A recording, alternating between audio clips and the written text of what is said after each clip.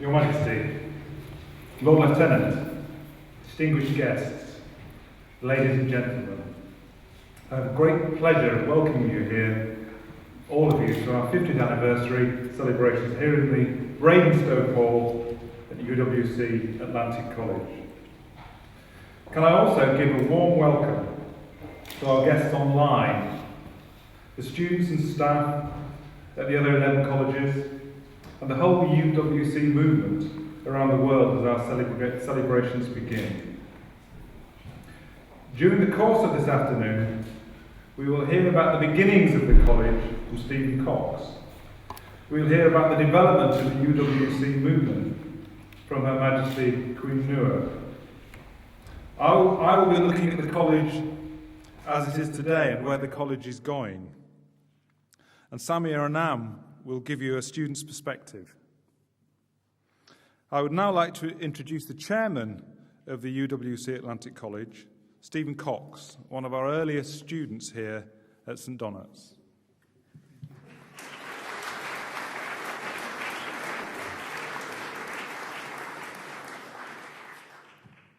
Your Majesty, Lord Lieutenant, distinguished guests, ladies and gentlemen, I don't think anything could have given me greater pleasure than to welcome you here today to celebrate the 50th anniversary of the opening of Atlantic College in 1962, and also to welcome those of you who are viewing on the internet at colleges across the world.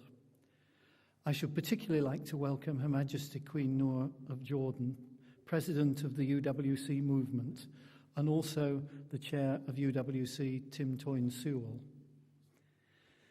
I have to confess that even at my advancing years, it is a daunting prospect to address an audience containing so many of the original staff who taught me so much and whom I remember so well.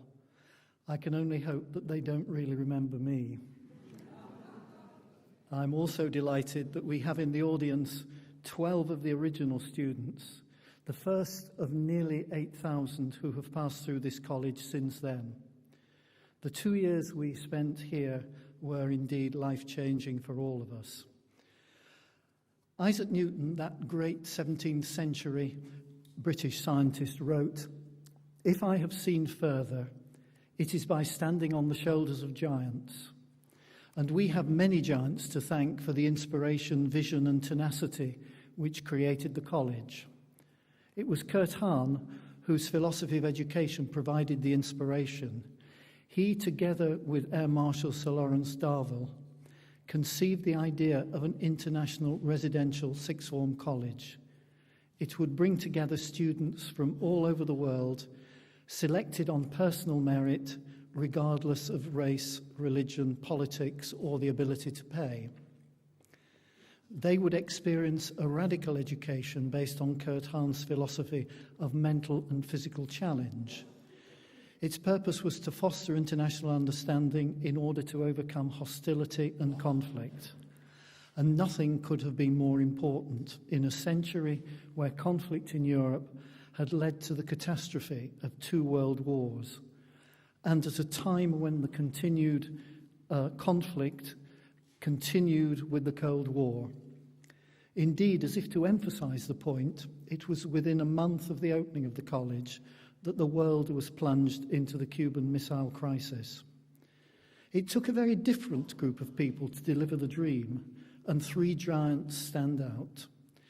Without Antonin Bess, his amazing generosity in purchasing this wonderful castle and presenting it to Atlantic College, I believe the whole project would have been stillborn. Instead, the castle has become one of the icons of the college and of the whole movement. And I'm very, very delighted to say that Monsieur Bess is in the audience today. Then it was a masterstroke to appoint Rear Admiral Desmond Hoare as its first headmaster. He moved in with his whole family and worked tirelessly, building a college which I'm sure he will be proud of today. He recruited an energetic and talented staff to deliver what was a revolutionary curriculum. Sir George Schuster is the third of our triumvirate. He chaired the Board of Governors and it was his fundraising skills that saved the college from virtual bankruptcy in its early days. And then in 1968, Lord Mountbatten became president of the newly formed International Council, beginning the process of expansion beyond Atlantic College, resulting in the worldwide movement that we see today. These were all clearly giants of their generation, and we have been standing on their shoulders ever since. But in many ways, it's the first part of Newton's quote, "If I have seen further," which is critical. It was in late September 1962 that the first group of students arrived to experience what was this revolutionary experiment in international education. Little did they know that they were about to experience the coldest winter in the UK on record. The Bristol Channel was covered in ice. The saltwater swimming pool froze so deeply that they could walk across it rather than breaking the ice for the legendary morning swim. This, coupled with a forbidding castle, could have put off the faint-hearted. In fact, what they found was an environment where every effort by the staff had been expended to make as comfortable an environment as possible. This was thanks, we have to admit, in part to its previous owner, Randolph Hearst. He had, and I'm not sure whether I should say this, but an American penchant for bathrooms, central heatings, and ornate heated outdoor pools on superb waterfronts. He transferred everything here to that, but he couldn't quite bring the weather from California to go with it. Despite the passage of time, I remember my first visit in 1962 for an interview, and how careful those were whom I met to tell me that this wasn't Gordonston, nor was it outward bound, and it was certainly not a British public school. It was something new and different, and so it proved and has continued to prove to be. The college was then, and remains today, a pioneering college with committed and dedicated staff. Over the years since 1962, led by several inspirational heads, the college trialled the International Baccalaureate. It then became the first college anywhere in the world to adopt the IB as its only external examination. It also developed new courses which were adopted by the IB, and it pioneered the notion of rescue services.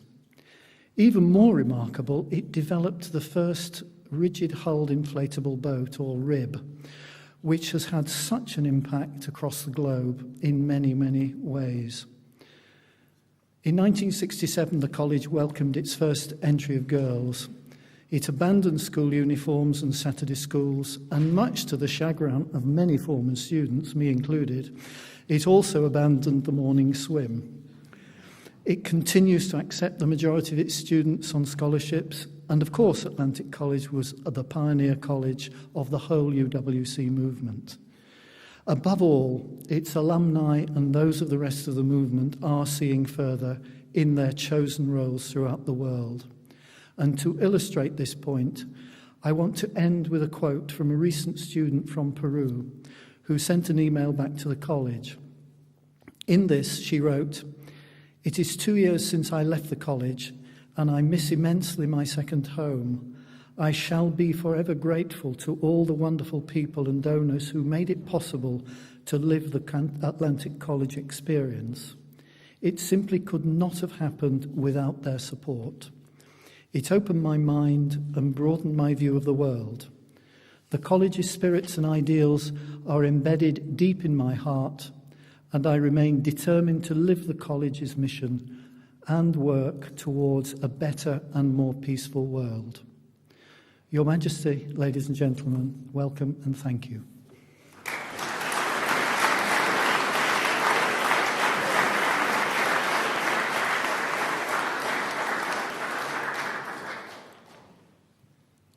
And now, ladies and gentlemen, I'm delighted to welcome today our guest of honour, Her Majesty Queen Noor of the Hashemite Kingdom of Jordan, President of the United World Colleges movement.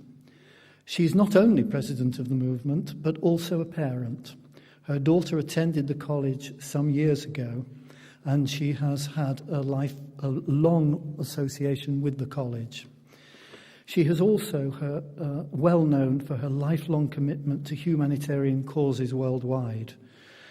She has worked tirelessly to resolve conflicts, assist post-conflict recovery, and build peace in some of the most challenging environments, including in the Balkans, the Middle East, Asia, Latin America, and Africa. Through her chairing of a variety of foundations and building on her husband's legacy, she has provided inspirational leadership to promote education, economic empowerment, tolerance, and cross-cultural dialogue in many different parts of the world. As an example, her work in the Balkans demonstrates her active involvement on the ground in support of peace and reconciliation. In the post-Dayton world, she has made several visits to Bosnia, concentrating her efforts on the issues of missing persons and the banning of landmines. In other words, she really does live the vision on which the college was founded 50 years ago, and I'm delighted to invite her to address you on this, the most important day in the life of the college. Queen Noor.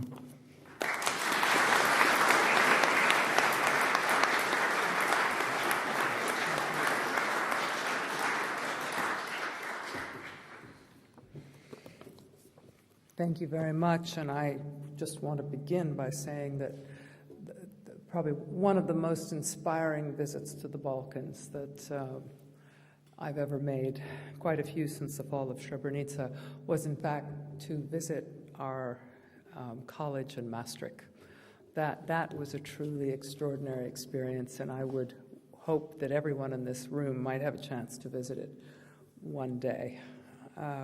May long it live and thrive. Could it be any more fitting that the chair of the college in this 50th anniversary year is not only an alumnus, but among our earliest graduates? I think that says a great deal about the United World Colleges. It is my special privilege to join you all on this historic occasion. 50 years to the day since the first Atlantic College students entered this extraordinary castle that would be their home for the next 2 years. Some of you here vividly recall that day. The rest of us can only imagine the sense of excitement and the tremendous leap of faith. I'm also truly delighted to be here among so many familiar faces from my 17 years as UWC's president. This school is, as you've already heard, it's not only dear to me as the founding college of our great movement, but also as a school that had an indelible and inspiring impact on our youngest child, who is an Atlantic College alumna. And I've seen firsthand how profoundly her Atlantic College experience affected her life and the lives of so many students. The founding fathers of Atlantic College, as you've already heard, Kurt Hahn, Desmond Hoare, Lawrence Darville, George Schuster, and their colleagues shared a unique and inspiring vision that education could provide an antidote to the divisions of the Cold War years, that building understanding between young people could forge a pathway to peace. Simple it may have been, but it was also bold. The Times described it as the most exciting experiment in education since the Second World War. We should not forget just how much courage was involved for the founders and their staff who gave up what they knew for something they didn't, for the first supporters and donors, for the parents, and of course, for the students themselves. And how successful it has proved to be. 50 entering classes of students have traveled from around the world, from more than 150 countries, and made that same leap of faith. This remarkable college has cast its spell on all of them, so that in the course of 2 years, they are transformed. Some have seen nothing like a 12th to 14th century castle before, yet they learn all about this, their own, and various other histories and cultures. Some have never seen the sea before, but soon become accomplished sailors, kayakers, or lifeboat crew. But all of them will have a unique opportunity to understand each other, that deep understanding that can only come from living and working together, sharing of themselves on the most basic human level. As the Canadian Prime Minister, Lester Pearson, after whom our college in British Columbia is named, said, "How can there be peace if we do not understand one another? How can we understand one another if we do not know each other?" As we reflect on 50 years, the United World Colleges seem even more relevant in the first decade of the 21st century than Atlantic College did in the Cold War days. Is that a condemnation of the turmoil of our world or a commendation of the vision of our founders? I suspect it must be both. Perhaps it is the simplicity of the vision that has made it so adaptable. I remember the student who had been brought up to think that Muslims were evil, the enemy, and then discovered he was sharing his first UWC breakfast with one.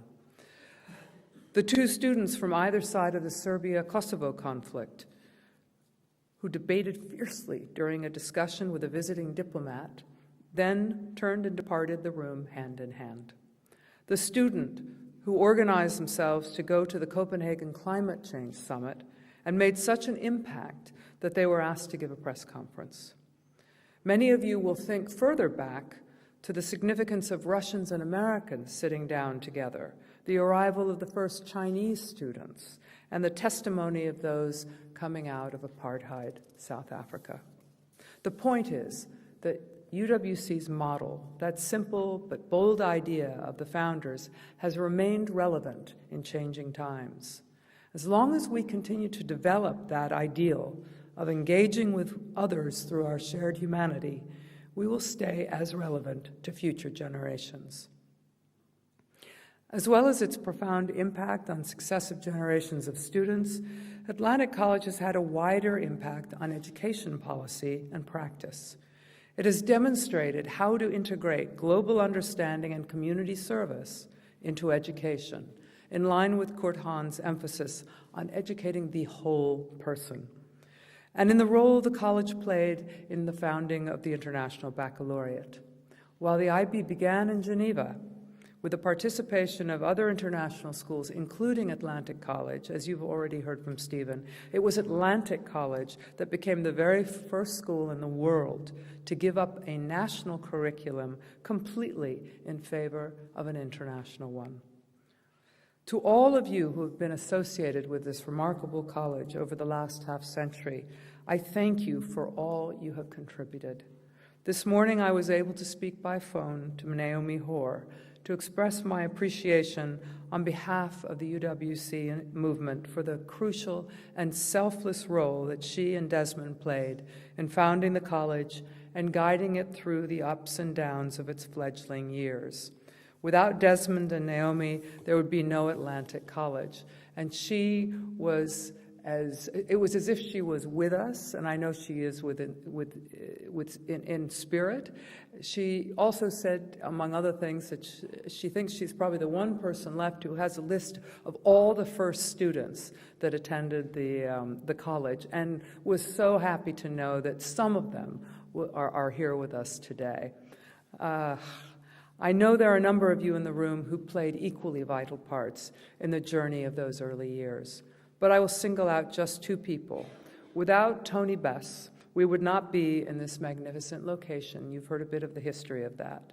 And without David Sutcliffe's lifetime of commitment, Atlantic College would not have flourished in its childhood and adolescence, and the development of the UWC movement would not have been possible.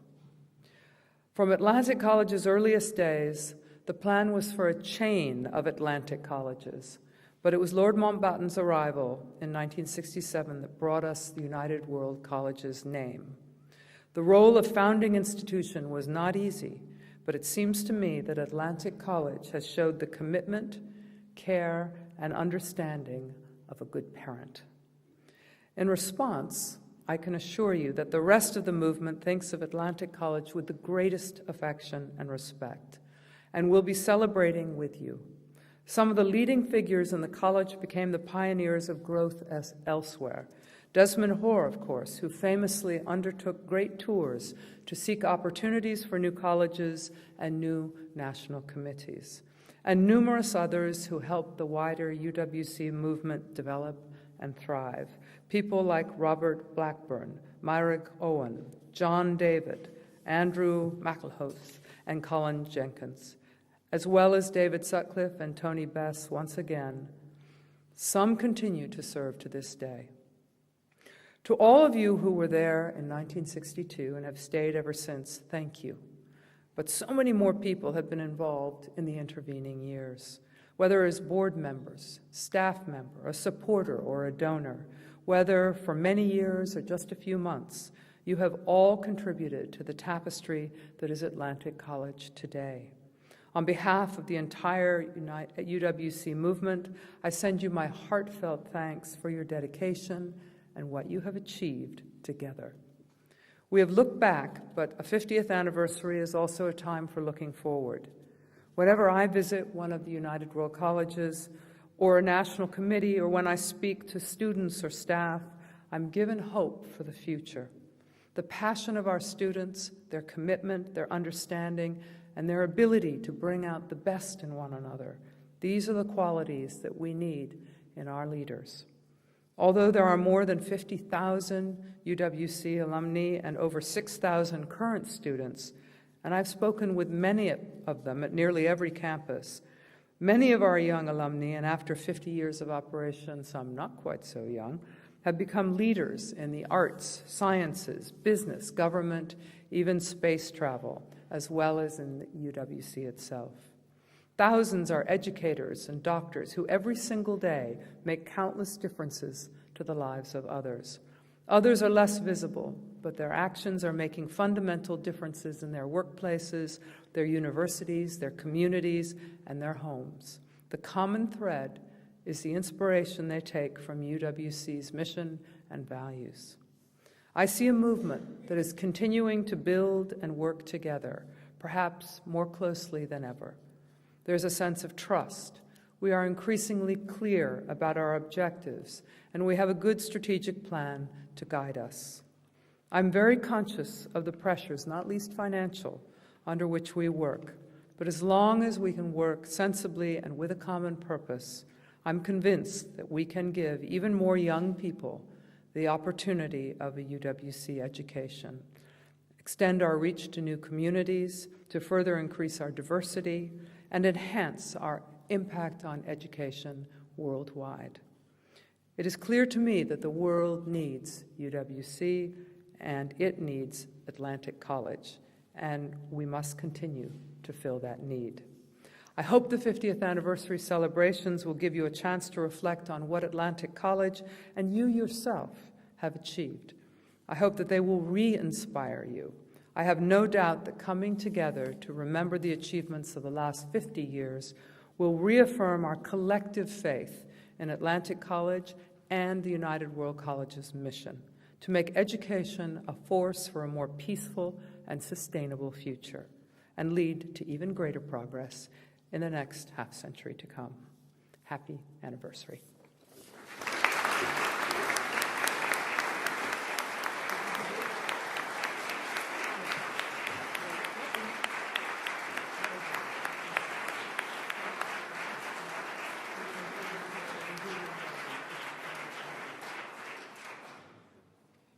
Well, ladies and gentlemen, first of all, thank you to Queen Noor for a truly inspirational speech.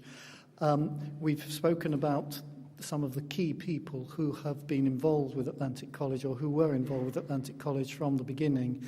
And I would now like to invite Queen Noor to unveil a portrait of Rear Admiral Desmond Hoare, which we have behind us. Can I invite you now to conduct the unveiling?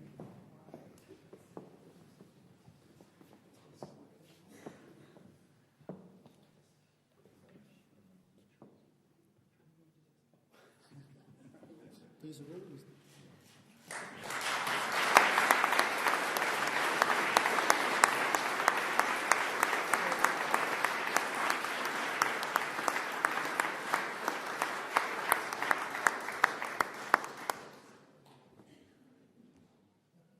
it's the first time we've seen it, so we're just admiring it, I have to say. It is a splendid portrait, and I would just observe that I note the pipe. Make of that. I doubt whether I would have ever known him without it. So there we are. That's splendid. And I think the artist who's produced this wonderful portrait would just like to say a few words about the portrait, Deirdre Schweitzer.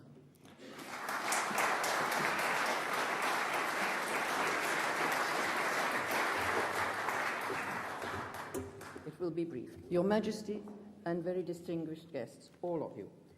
Some of you may wonder how it is that I, and not a professional portrait painter, had been asked to do this picture of Desmond. It was, in fact, Naomi Hoare, Desmond's widow, who asked me to do it specifically for this 50th anniversary of the founding of Atlantic College, because she felt that I knew him well enough to give some idea of his personality. Michael, my late husband, was Court Hahn's private secretary, or PA, during the last 6 years of the setting up of Atlantic College, and was intimately involved in it. Once Desmond Hoare had been appointed as headmaster-elect, Michael got to know both Desmond and Naomi quite well, and often stayed with them in Hampstead on Court Hahn's and his frequent visits to London during that time. We were invited to join the college in 1963 and to come and visit the Hoares during our summer holidays from Salem, where Michael taught English and was a housemaster for 2 years. This is when I first met the Hoares. Thus, we arrived at AC in July 1964 for Michael to be Appeals Secretary and teach German literature. Because of this friendship with the Hoares, we were often invited to the Lady Anne Tower for both college and private occasions, and we both helped with building RIB X2 in the boat shed. This is how I was able to get to know Desmond better. This portrait is an amalgam of many photographs and my own additions. I was most anxious that, above all, Naomi should approve of it, so she was consulted many times, as well as some other people. I was gratified when she told me that she had had to put the photograph of it away when she found herself wondering what she would give him for lunch, and before he started bossing her around. I am donating this portrait to the college in memory of the exceedingly happy 32 years that both of us spent here.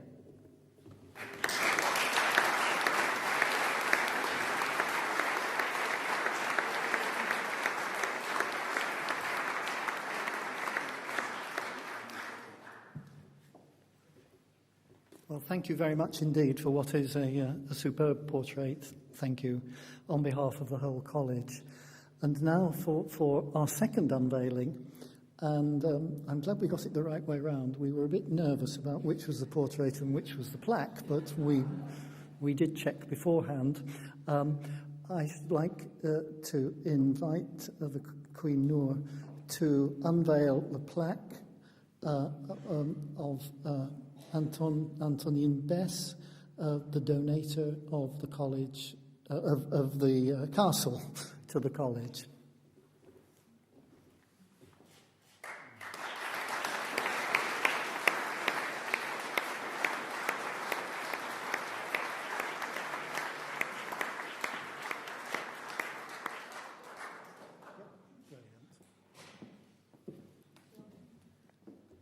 Okay, thank you very much indeed for that.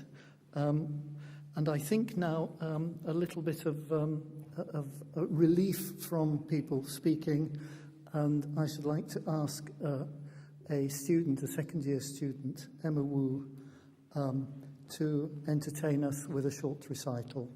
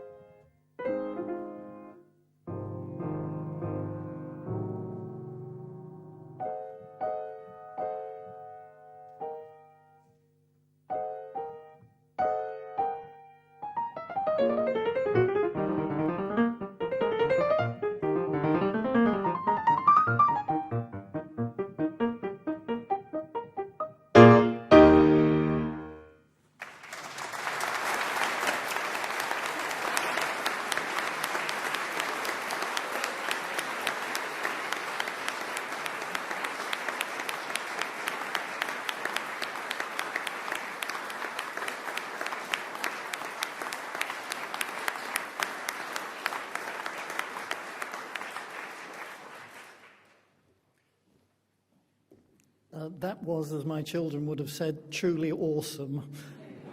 Congratulations, it was splendid, and I think all of the audience thoroughly enjoyed it, so we're most grateful. And it just goes to show what a revolutionary education at St Donat's Castle can do for you. You too can become a concert pianist. Thank you very much indeed, and congratulations on what was a splendid recital. I think another round of applause is due.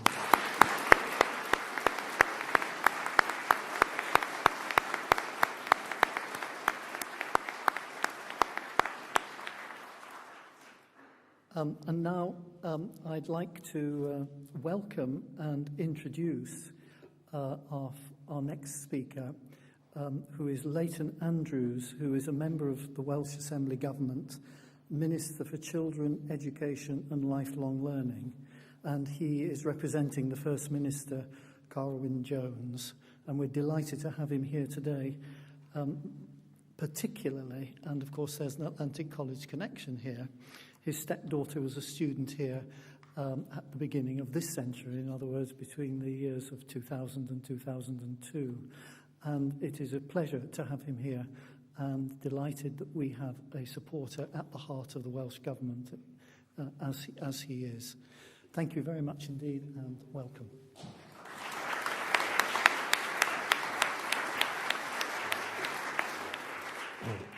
Well, thank you. Your Majesty, ladies and gentlemen, thank you for your warm welcome. And I'm delighted to have been asked here on behalf of the Welsh Government to the celebration of Atlantic College's 50th anniversary. There is pride in Wales that 50 years ago, a small college here became the first United World College, and that reach has now extended across the world. As has been said, this first United World College was founded in 1962 through the initiative of Kurt Hahn, the German educationalist who believed that his calling in life was to help people around the world realize the truth about themselves. And he envisaged, of course, a college educating young people from different backgrounds and cultures. The selection for that college would be based on personal motivation and potential, regardless of gender and any social, economic, or cultural factors. And a scholarship program at its heart, which would facilitate recruitment of young people from different economic backgrounds all over the world.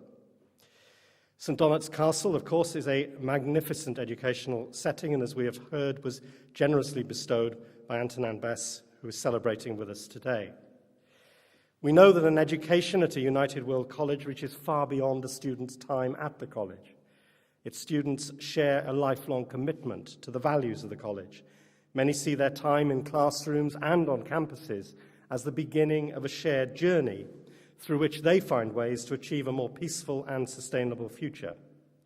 This commitment continues throughout their adult lives as United World College alumni.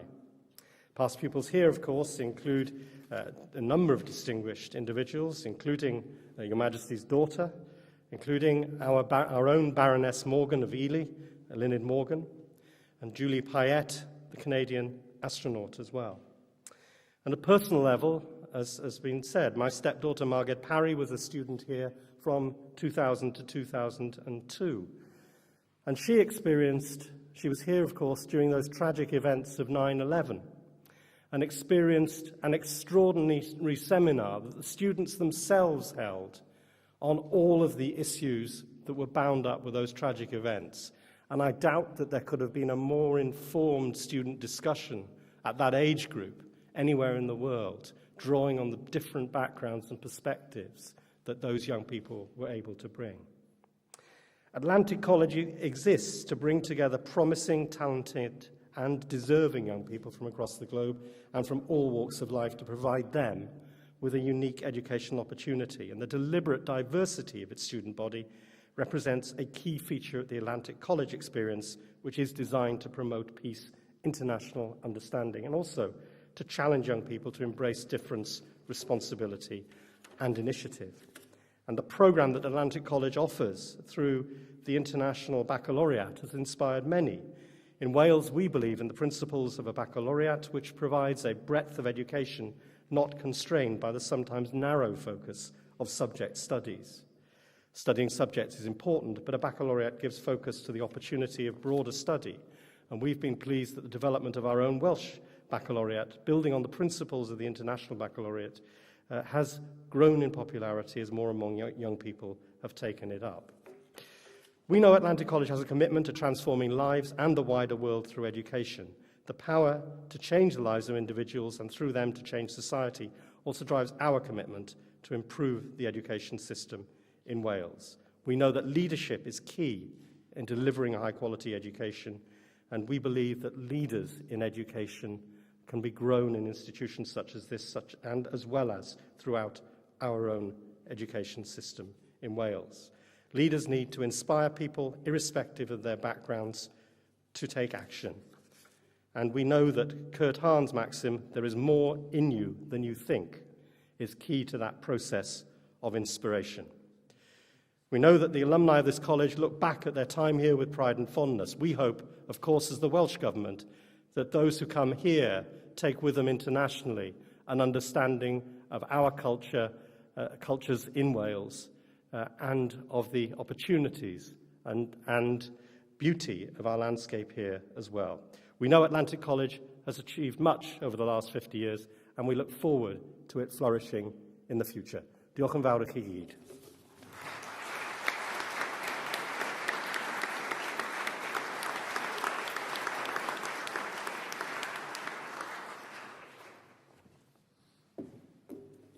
Can I thank Leighton Andrews for coming here today to speak to you. It's a critical time in education at the moment, and that he could spare that time to come here and tell us how he sees Atlantic College fits into the Welsh education system. We thank him for that. Your Majesty, distinguished guests, ladies and gentlemen, we've heard about the founding of Atlantic College from Stephen Cox and about the development of the UWC movement from Her Royal Highness Queen Noor. We have heard about the boldness of the educational idea behind the college and the movement as a whole, and we have heard about the Cold War politics and the frightening international tensions that informed the rationale behind this pioneering concept. To bring bright young people from all over the world, selected on their potential, regardless of race, religion, politics, or the ability to pay, was a truly radical proposition, with a huge ambition to make the world a better place. That proposition is just as valid, just as important, and just as ambitious today, with the global political situation perhaps more complex than it was at the time of the Cuban Missile Crisis when the college began. I arrived at the castle with my family on the 3rd of January of this year at midnight. There was a storm blowing, and the castle was dark and deserted.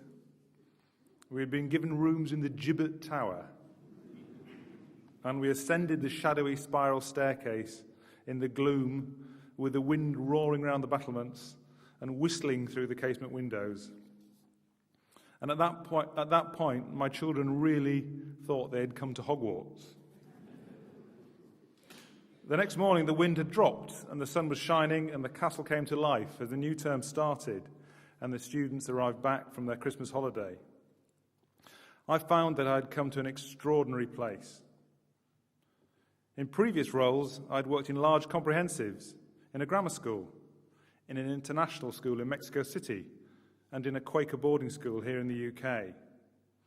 But what I found at Atlantic College was unique, a hugely important educational statement with the most engaged and interested group of students I'd ever come across. I found enthusiastic staff who knew what curriculum development really was and were not afraid to stand out and be different. I found an exciting and vibrant community that valued original thought and the challenging of ideas. I found students that actively looked for new experiences rather than passively waiting to be directed, that wanted more face-to-face service and always wanted to be involved. Wherever I walked in the castle or into the teaching blocks, there were students meeting, campaigning, discussing, with no concept of hanging back and letting others take the lead. UWC makes education a force to unite people, nations, and cultures for peace and a sustainable future. Our mission statement, a statement that is known, understood, and be quoted by all our students. I have found this to be very unusual in schools and colleges where such statements are often seen as bland and irrelevant. To make education a force, this is a strong phrase. In today's world, education too often is something that is done to students. They are passive learners, and exam results are the main aim of the education system, with league tables always at the back of head teachers' minds. Making education a force is about enabling young people to go out and use what they've learned from their whole educational experience to make the world a better place, as well as having a rewarding, full and interesting life. I don't think there is a teacher in this institution who has any idea where Atlantic College stands in the league tables, and more importantly, they're not interested. I was tasked by the Board of Governors to produce a strategic plan to guide us through the next 5 to 10 years and to set the scene for the next 50 years. With the help of the whole college community, we now have that plan and we can begin its implementation. At the centre of the plan is the curriculum. Students this year will be the first cohort of students to be awarded the new Atlantic Diploma. The fundamental idea behind this diploma is to highlight the equal importance of the two halves of the curriculum, the academic international baccalaureate diploma and the co-curriculum, the services and activities for which the college is rightly famous. For a number of years, we have structured our academic work into 7 faculties, the 6 IB groups of subjects and the theory of knowledge. This year, we created 4 new faculties, each of which has the same importance as the IB faculties. These 4 faculties are social justice, global, environmental, and outdoor. Our students specialise in one of these faculties, but take activities in all 4. They are encouraged to make links between their academic subjects and the work they do in these co-curricular faculties. A simple example of this would be the linking of studies in IB subjects such as peace and conflict or economics, with social justice faculty work in Cardiff with refugees from the Middle East. The co-curriculum provides an experiential side to the academic and deepens understanding, which also helps to get better exam results.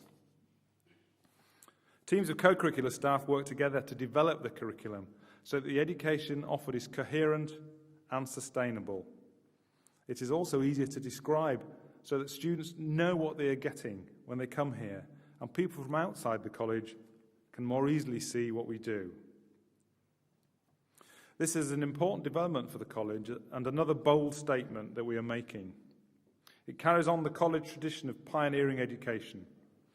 We are saying that students can have fun with their education, that they can throw themselves into things that they believe in, that we can suspend the curriculum for periods of time to focus on issues dear to our mission, that this focus on the co-curricular, the extracurricular, actually enhances their exam prospects and makes them the independent and enthusiastic learners we all want them to be. With each student spending about 400 hours on this experiential side of the curriculum during their two-year program with us, we still managed to get an average IB score of 37. In our strategic plan, we also focus on improving our student diversity. Conflict today in the world is less between nations and more between ethnic and religious groups within nations or across borders. We will work with the national committees and like-minded NGOs to find students from different sides of these divides to continue the work of our mission. We will improve our socio-economic diversity and increase our bursary funds. We've looked carefully at our site and facilities and plan to invest in sustainable refurbishment and new build. We must look after this wonderful site and ensure that all our facilities are not only fit for purpose in the 21st century, but will demonstrate our intention to be here at St Donuts for another 50 years, at the heart of the UWC movement, and still a leader in pre-university education. There are now 50 cohorts of Atlantic College graduates, all with a vivid memory of how important the college was and is to them. They have all gone out into the world with our mission resonating in their minds. We measure our success not in exam results, but in the impact our alumni have on the world. Each of these cohorts has a different memory, yet the college has evolved in the last 50 years. What hasn't changed is the essence, the importance of the message, the unique ethos that underpins not only the college and what it stands for, but the whole UWC movement that has grown from this beautiful and inspirational place.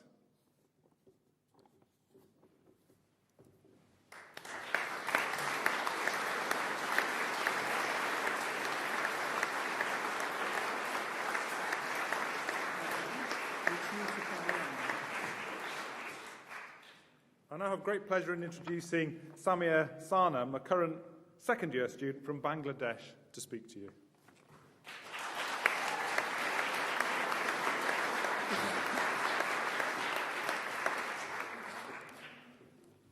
Your Royal Highness and special guests, good afternoon. My name is Samiha Anam. I'm from Bangladesh and currently a second year at Atlantic College. I have been a student here for a year. Only 1 year, and I feel like I know that I have forged friendships and created bonds that will last me my lifetime. I have shared smiles and tears, never-ending nights, and the first lights of dawn. I've had the most intellectual of conversations we can muster at our age, and laughed myself silly for no reason at all with people from all over the world who mean more than the world to me. In the course of this 1 year, this little place and this castle by the sea has lodged itself and found a very special place in my heart, and indeed in the hearts of every student present at the college today.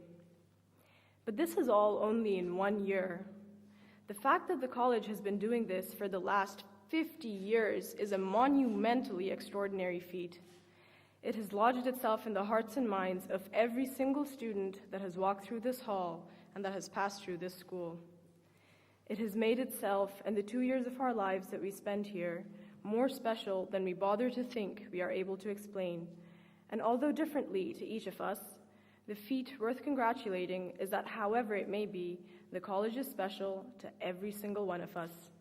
It is so evident in the gleaming faces and glinting eyes of all the pictures of previous students and in past yearbooks, and that is a force that unites us.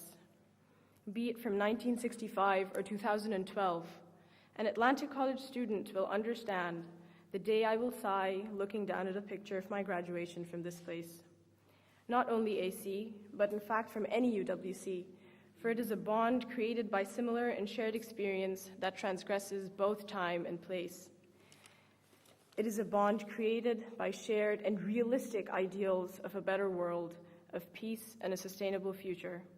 It is a bond created by the sharing of the same values, the very same that the school was founded upon 50 years ago. This is brought to light by the integration of these values in our everyday lives, something that makes us different from other schools that throw big words in their mission statements, be it through service, activities, student initiatives, or early morning runs of the Curtin Experiential Corps. Our UWC values continue to thrive and bring to life that our foundational purpose has not been lost. In the 2 years that we spend here, we create our own little world that opens our eyes to the extensive compassion within a society where nationality, race, religion, or creed is not a boundary. We create an atmosphere that can only be understood by those who have experienced it and become part of an unbreakable international family. And although once the 2 years are over, that bond is never broken, and we can only hope to recreate this atmosphere, the college continues to bring students under that wonderful spell and open their eyes to the compassions capable of existing between humans and to the world of meaning full of life and love and excitement and adventure beneath these 3 little words, UWC. Although we move on, the college keeps the atmosphere alive and has been doing just that for the past 50 years and will keep doing so. Here's to the next 50. Congratulations to Atlantic College.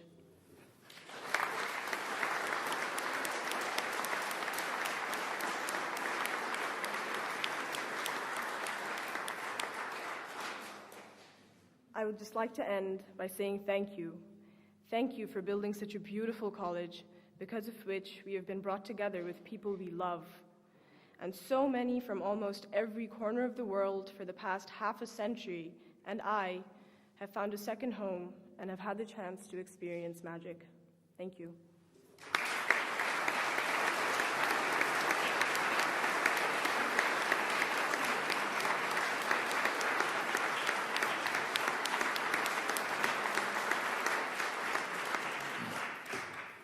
Thank you, Samir. Our celebrations are the launch pad for a wave of events to celebrate with action around the globe through our sister colleges and schools, our national committees and alumni groups. There will be over 50 events over the next 5 days, from Afghanistan to Zimbabwe. It was lovely to be able to welcome David Hawley, Principal of Pearson College in Vancouver, to begin these international events by cycling nearly 10,000 kilometres across Canada and by way of John O'Groats, college to college, to be with us here at the beginning of these celebrations. What an achievement. Tomorrow in London and in the United Nations building in New York, there are mission-related panel discussions on some of the key global issues of the world today. And one thing that I heard of today for the first time that I'd heard it, that a Japanese alumni from Singapore is going to speak to the students at UWC Singapore from the International Space Station tomorrow, which is rather a wonderful thought. The college is at a very exciting time in its history, poised between its first 50 years as an inspirational pioneer in international sixth form education and the coming 50 years when the college, within this extraordinary UWC movement, can show the world that there is no limit to the possibilities when educating this age group. I feel very privileged to be part of the UWC Atlantic College story at this time. The 2 most important qualities young people can have today are hope and imagination. Hope to believe they can make a difference, and imagination to work out how to make that difference. Our students, our college and our movement are rich in those qualities, and so we can all look forward to the 19th of September 2062 when we celebrate our centenary. Thank you all for coming today, and can I ask all of you to stand while Her Majesty Queen Noor and the platform party leave the Bradenstoke to go to the dining room where afternoon tea will be served to all our guests. Thank you.